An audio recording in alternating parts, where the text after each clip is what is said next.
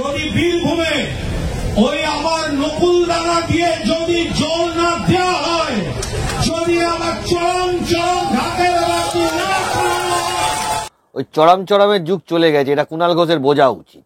যতদিন চাকরি ছিল ততদিন অবধি বড় বড় লেকচার মেরেছে, যেদিন চাকরি চলে গেছিল সেদিন আবার উল্টো কথা বলেছে, আবার যেদিন চাকরি পেয়েছে এখন এইসব কথা বলে। চরম চরমের যুগ কুণালবাবু চলে গেছে, চরম চরম এবার আপনাদের ওপর আসবে, অপেক্ষা করুন। কারণ আগামী দিনে আদালত আরও স্ট্রং হবে, আমরা আরও কড়া কিছু মামলা করব এবং আপনাদের যে কোম্পানির মালিক আছে তাদেরকে আমরা চেষ্টা করব আদালতে মামলা করে হাইকোর্ট, সুপ্রিম কোর্ট, যে কোনো জায়গায় গিয়ে যাতে করে এই মালিকগুলোকে এখন যত তাড়াতাড়ি সম্ভব ইডি বা সিবিআই গ্রেপ্তার করে। কেন করছে না আমি বুঝতে পারছি না, এটাই আমাদের দাবি। অতি বড় তৃণমূল ভক্ত জানে যে এই যে নাটক করতে বসেছে তৃণমূল দল, কেন্দ্রীয় বঞ্চনা এই দিয়ে আটকানো যাবে না। যদি কেন্দ্রীয় বঞ্চনা থাকতো তাহলে উনি কোর্টে মামলা করতে ছুটতেন। সিবিআই আটকানোর জন্য জনগণের পয়সা খরচ করে কোটি কোটি টাকা সুপ্রিম কোর্টে ব্যয় করেছেন। নিজের প্রোটেকশন নেওয়ার জন্য, নট টু অ্যারেস্ট নেওয়ার জন্য হাইকোর্টে, সুপ্রিম কোর্টে মামলা করেছেন। কেন্দ্রীয় বঞ্চনা যদি হয়েই থাকে মামলা করছেন না কেন? বাজারে নাটক করে লাভ নেই, এটা মানুষও বোঝে। তাড়াতাড়ি কর্মচারীদের ডিএটা ছাড়ুন, সামনে লোকসভা নির্বাচন আছে, এরাও আপনাকে দেখে নেবে। আর যারা যারা বেআইনিভাবে যাদেরকে চাকরিতে ঢুকিয়েছেন ব্যবস্থা নিন, যারা রাস্তায় বসে আছে তাদের যেন অন্তত মুখে হাসি ফোটে। অনেক দিন ধরে বসে আছে, দীর্ঘদিন ধরে তারা বসে আছে, কারোর পয়সা থেকে উনি চা খাননি, খুব ভালো কথা। ওনার তো বলা উচিত, ভাইপো যে গাড়িগুলো করে ইডি সিবিআই এর অফিসে যাচ্ছে, সেই ভাইপো গাড়িগুলো পেল কি করে উনি জানেন না বোধহয়। ওনার টালির বাড়িটা যেটা ছিল, সে টালির বাড়িটা কোথায় গেল?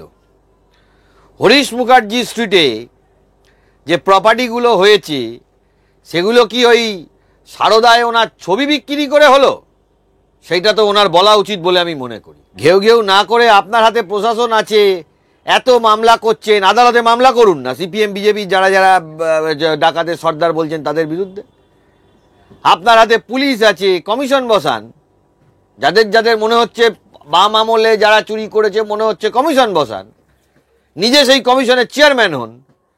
বাজারে ঘেউ ঘেউ করছেন কেন?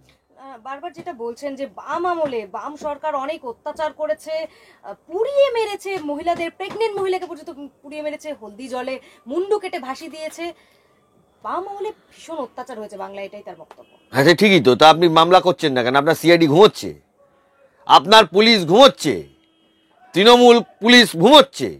পশ্চিমবঙ্গ তৃণমূল পুলিশ কি ঘাসে মুখ দিয়ে চলছে? ক্ষমতা তাকে করে দেখান।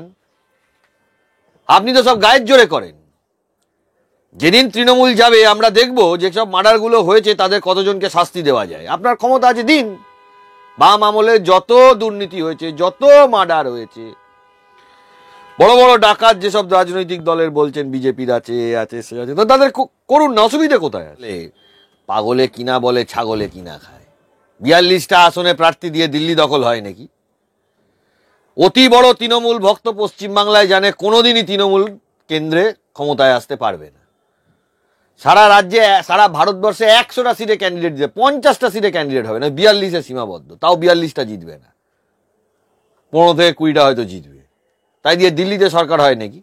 ভাঁওতাবাজিটা ভাঁওতাবাজির জায়গায়, কারণ জন্ম থেকে ভাঁওতাবাজি, ডক্টরেট যখন লেখা ছিল তখন থেকে ভাঁওতাবাজি। ভাইপোটাকে দেখুন কোথায় কি ইন্ডিয়ান প্ল্যানিং ইনস্টিটিউটের কী সব দিয়েছিল শুনেছিলাম আমি, বিভিন্ন মিডিয়ায় এসেছিল।